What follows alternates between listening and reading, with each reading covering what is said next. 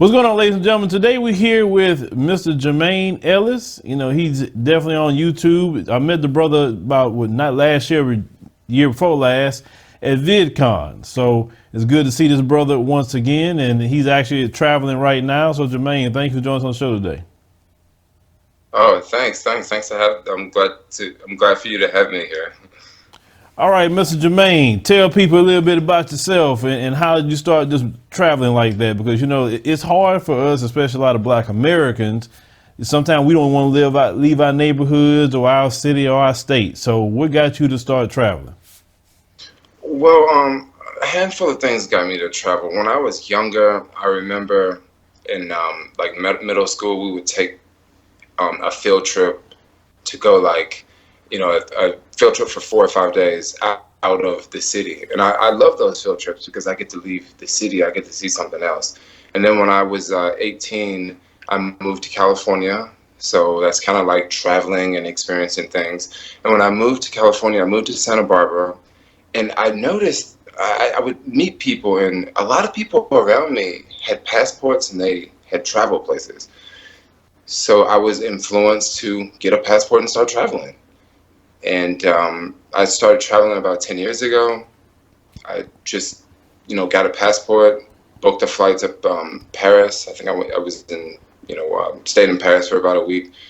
And then from there, I went to Thailand, I think a few months later. And now I've been to 58 countries, and I'm aiming to go to 100 countries within maybe about 2 more years. I plan to go to about 100 countries. All right. So most people say, wow, you went to 58 countries. But the biggest thing that people want to know is the flights, because that's usually your biggest part of traveling internationally. I mean, do you have a certain plug on the flights, or do you know how to book the flights in a way where you're saving money?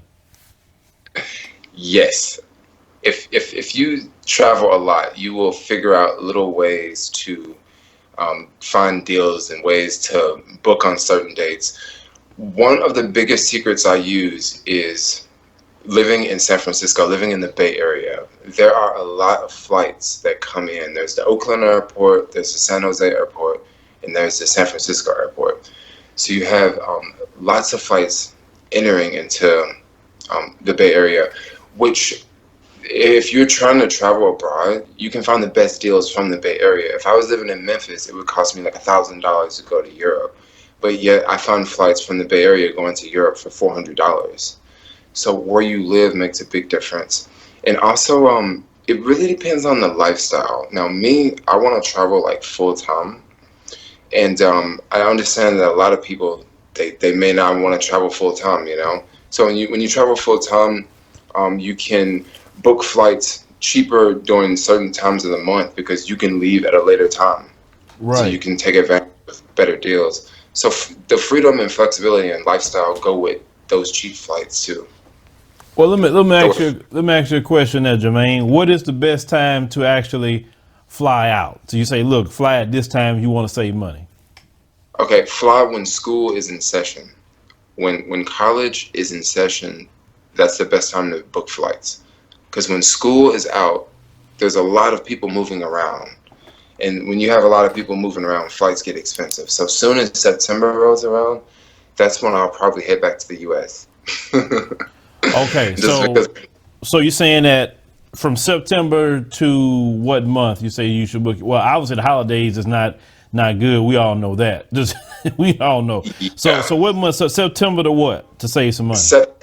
September through October. Okay. Because November kind of gets a little tricky, The beginning of November can be good, but after the second week of November, things get expensive. And then January, after January the 7th, prices drop a lot because people aren't moving around as much. Okay. So you say September and October, good, up until the beginning of November, and then you said after that you can get the holiday prices. January the 7th until what? You'll be good on travel. I would say January the 7th through up until like March, April. Okay, March or April. And then after April, school starts to get out in May, so prices start to creep up. and then the summertime rolls around and it's full season. Airports are packed. Okay, so you're basically telling us May through August, be careful on the international travel. It's going to be much higher. But, say between September and October, you're good. Okay, well, we was writing this down. Ladies and gentlemen, hope you're writing that down because he's giving you the game to save some money on the international travel. Okay, so out of the countries that you traveled to, which ones you say, man, I really love that country. They treated me good. Well, this is kind of crazy because I really like my favorite country I think I've ever been to, hands down, is South Africa.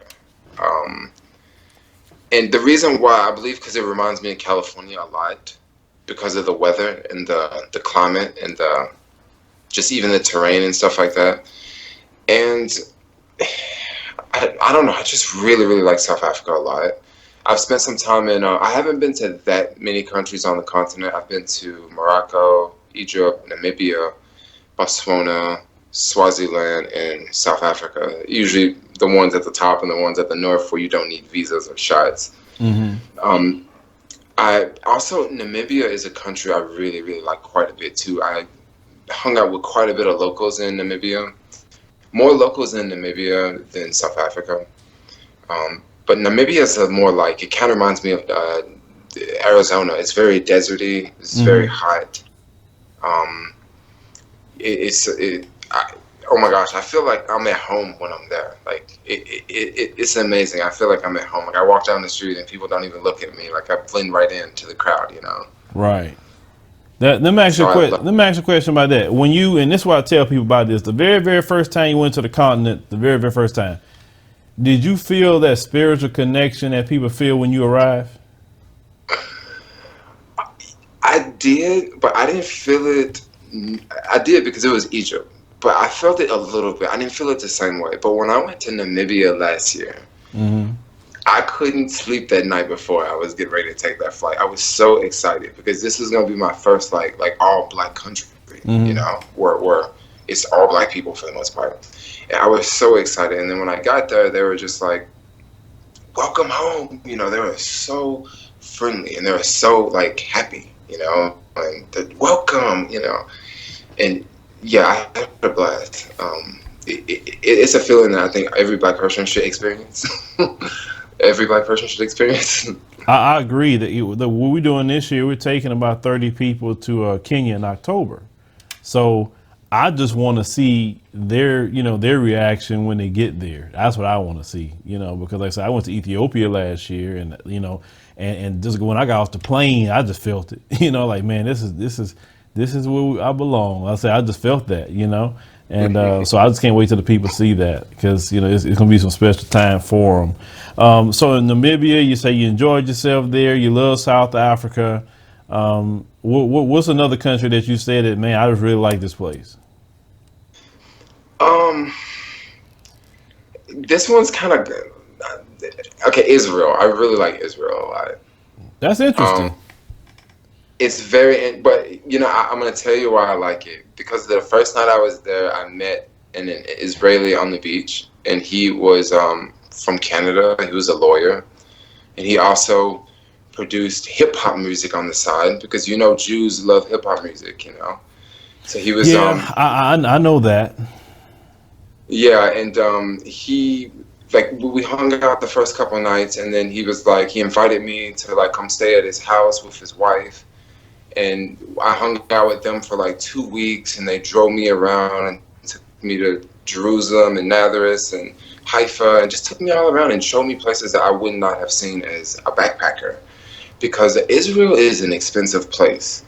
I was kind of surprised when I got there. I kind of thought that, okay, this is a war city, it must be pretty cheap, but no, it's more expensive than London, all the cities there. And it was just amazing to have someone to drive me around and show me places. And I think that's one reason why I like it so much, is just because of, I had someone to show me around, and it was just a mind-blowing experience. Well, you braver than me because I ain't no way in God's green earth I'm gonna stay in anybody's house. I don't know you. That's how I am. I'm like, I have my hotel. I do my thing, But let me ask you a question, because I've talked to a lot of people that the Ethiopians, having a lot of issues over there, with them. So nobody mistaked you for Ethiopian at all? No, not at the. Okay, it was one neighborhood that I went through. I remember I was coming back from Jerusalem. I lost my phone in the bus, and I had to go walk to this bus station. And I walked through this one neighborhood, and I knew for sure like people were staring at me like crazy. And maybe they in that area. I don't know who was staying there, but it was definitely black people from somewhere in Africa. I don't It's know exactly Ethiopians. where. Oh, it was Ethiopia. Hmm. Yes, I definitely got a lot of stares, and I remember going to this coffee shop, and they were like looking at me like I was crazy, you know. And I made sure that I asked a lot of questions so they can hear my voice and hear that I'm American, and they can realize that like, okay, I'm not, you know what I mean? Like I just kind of said something, you know, because I just kind of walked in and they were really nice afterwards. But yeah, I did notice that in certain parts, didn't seem like they were. I don't want to say they were treated. It didn't seem like they were living as good. You know what I mean? Yeah. Oh yeah. Yeah, I know about a lot of things going on over there. So that's interesting that you say you had that time in Israel. Okay, so can you give us some countries that you could say that you black American, watch yourself. What countries? Okay. This one is gonna be This one's gonna be. I think this may surprise a lot of people, but probably two of the least favorite countries I visited was I'm kind of afraid to say the name of one. Was Dubai. Okay. I was traveling back from South Africa, and the flight was from South Africa. I had a layover in Dubai for 8 hours, and then I was going to go off to Turkey. So I was leaving the airport, and when you leave the airport, they stamp your passport, you go through customs, and then I was just going to come back like 6 hours later and catch the next flight. So I'm leaving the airport, and they question me. They're like, "Come over here, come, sir," and it's mainly because of my hair, okay? Mm-hmm. And they're like, "Come, sir, do you have drugs?" And I said, "No." And they said, "Do you have illegal drugs?" And I said, "No." And they said, "We know you have marijuana. Where's the marijuana?" And I was just like, I don't have anything, you know. And they just gave me the hardest time. And after they let me go, right after they went through every single thing in my backpack, I was going to the next area where they asked if you have anything to declare. And some guy walked up with like no uniform on. He was like, "You come here." And I was like, "What do you mean?" He's like, "Do you have anything to declare?" And I said, "No." He's like, "Where are you coming from?" And I said, "South Africa." He's like, "Where are you from?" And he took my passport. He answered the phone. He walked away. I chased him because he had my passport.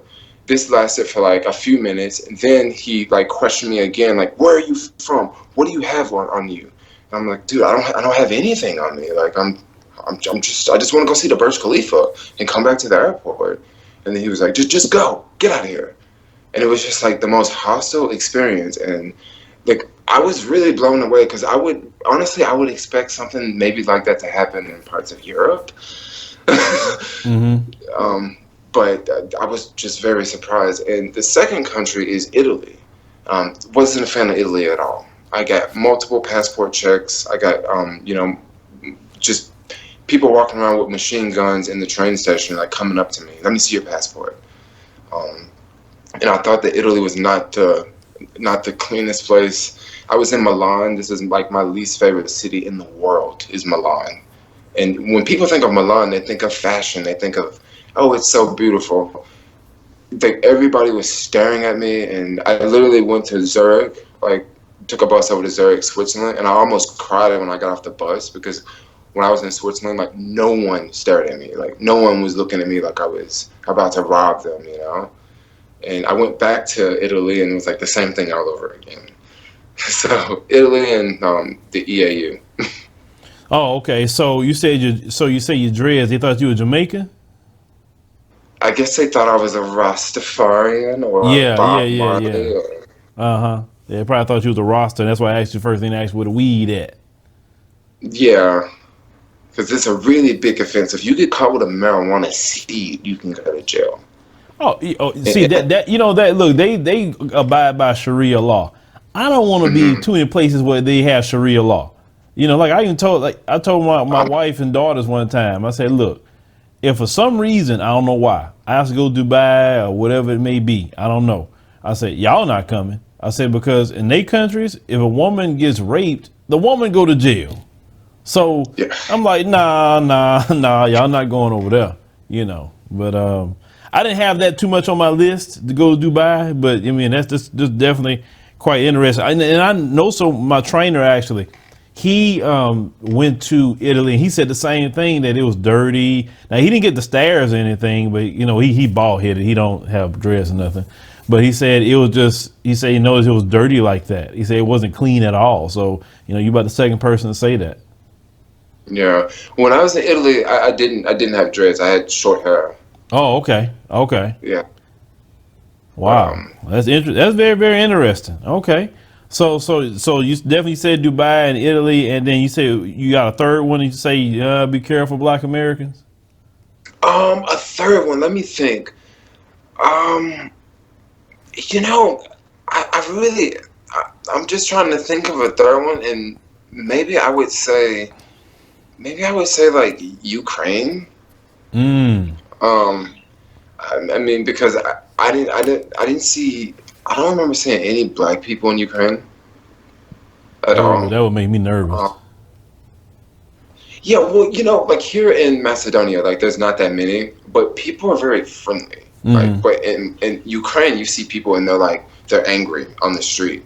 Like here, I walk down the street and people are smiling, so that makes Right. me feel like a little bit comfortable, you know. Mm. But when I see people and they looking like they're ready to go to war, I'm thinking, all right, so you ready to go to war now, you know?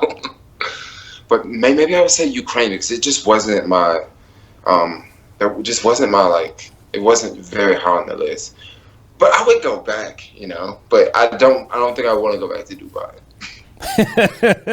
Yeah, I bet so. Especially when they run up on you like that, snatching your passport from you and everything, So that's very interesting, there, man. Like I said, me personally, like I said, I want to travel to definitely many countries on the continent. And I kind of want to go where we're at. For instance, like Australia, you got a lot of indigenous people there. You have, some of us, like you say, in London, etc. So I definitely want to go hit all those places, just to visit with the family. But outside of that in itself, so what other countries you gonna try to hit, this year? Since we almost definitely half over with now. Okay, so what I'm gonna do this year is I plan to go back to San Francisco around September and stay in the U.S. for about 4 months. I'll go visit my family in Tennessee and probably go over to New York and maybe take a trip over to Hawaii for the weekend or so. And then in January, I'm going to I want to meet up with some friends in Vietnam and probably stay in Vietnam for a month. Then after Vietnam, I want to probably go head like east. I want to head towards the continent, but I want to visit just another country in Asia before, and I was thinking of maybe Bangladesh or Nepal. And then from Bangladesh or Nepal, I was thinking of either Kenya or Ethiopia. If I would do Kenya, I would definitely do Tanzania and Mm-hmm. probably Uganda. I would just go to the countries in that area. Yeah. And that's kind of what I'm planning on, is, later next year, earlier next year, to return back to the continent. Because I think I love traveling in Africa, but I'm not going to sit here and lie. It comes with its challenges, it comes with its challenges. And like, I want to go back, especially, I really want to go to Tanzania. It's high on the list right now. It has its challenges, but like I say, well, no, it depends on where you stay. I will tell you that. It depends where you stay, because some areas you may have the rolling blackouts for a few minutes, and then some areas you don't have that at all. It just depends on just where you're staying at. And but for me, the slight inconvenience that it do have, it definitely outweighs this place for me. Because I'm just so relaxed when I'm on the continent. I am at peace. I figured I told my wife, I said, I got to go to the continent of Africa every year just to deprocess. Then I can come back to America and deal with all the crap we deal with here, in America, because it's definitely a lot. So, okay. So on your YouTube channel, you document all this, right? Mm-hmm. I I usually make daily vlogs for the past 2 months because I've been in Macedonia for about 2 months now. I really need to leave this country, but I'm just kind of stuck here. But I usually make daily vlogs, but lately I haven't been making daily vlogs. And every country I go to, I talk about the food, talk about this, talk about that, maybe meet up with locals. And then when I'm back in the Bay Area, I usually talk about, when I'm back in the US, I usually talk about apps to make money with. So, you can be self-employed, so you can easily live this traveling lifestyle. So I talk about traveling on my channel and also making money Okay. with different apps. Well, tell people how to get to your channel so they can check that out. Cause maybe they want to be making some money on them apps too, so they can say, "Man, I want to travel. I'm sick of sitting around here." So where people can see your channel at? They can find me at YouTube at 901 Cali, and also 901 Cali, CALI, and that's on YouTube and Instagram. I'm more active on YouTube than Instagram, but yeah, you can reach out to me both ways. All right, ladies and gentlemen, make sure you go over to his YouTube channel, 901 Cali, and go to his Instagram. You got to post some pictures on Instagram, brother. It's actually, for me, easier to post a picture than it is to post a video. And now, I definitely like to utilize my community tab now because, I have more people on my community tab than I would have on my Instagram. So, I would suggest, utilize those things, especially if you're traveling like that. So go check him out, ladies and gentlemen. Subscribe and watch his videos. So, Jermaine, thank you once again, brother, for coming on the show, and it was, like I said, good to see you once again. Okay, thanks.